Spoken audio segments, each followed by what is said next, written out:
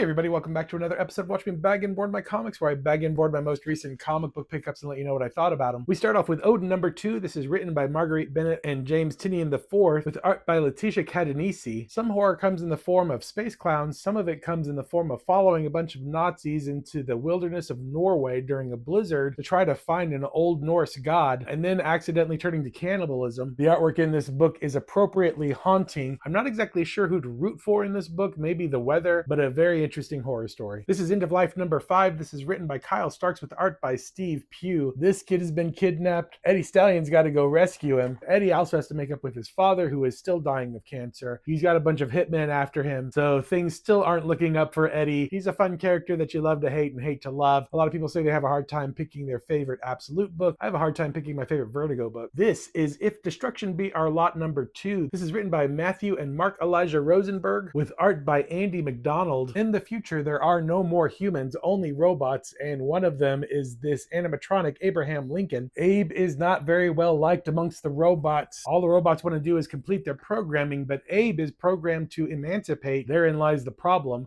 Also, humans aren't as extinct as they thought they were. This is a really funny book. Abraham Lincoln's a pretty entertaining character. This is a book you have to read between the lines. There's a message here. Good book. This is Of the Earth #2. This is written by Chris Condon with art by Charlie Adlard. Arlene Cook went to visit her grandmother out in the small town of Solitude, Texas. Unfortunately, she found her grandmother in a catatonic state covered in oil. That's quite a mystery. Time to call out the oil company to do some investigating. That's when the horror really starts. A slow burn horror book having to do with creatures that live under the ground, and if you dig too deep, you're going to disturb them. Of the Earth, really good book. Finally, we've got Dead Teenagers #4. This is written by Jude Ellison S. Doyle with art by Caitlin Yarsky. The book's about a bunch of teenagers who were caught in a Groundhog Day type death loop. They always came back to life. This time they got out of the death loop. They lived to be adults. Unfortunately, there is a killer on the loose trying to kill them all as adults. We do get a pretty big hint as to who the killer is in this issue, which is good because there's only one issue left. And so these are my comics all bagged and boarded. Thank you for watching.